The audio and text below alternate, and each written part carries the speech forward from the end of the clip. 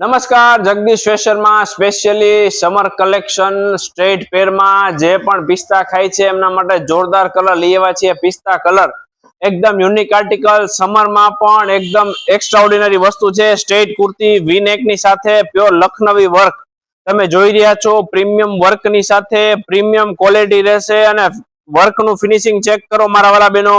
Unique article છે. Slew 3/4 લેશે અને 3/4 સ્લીવમાં પણ વર્ક કરેલું છે.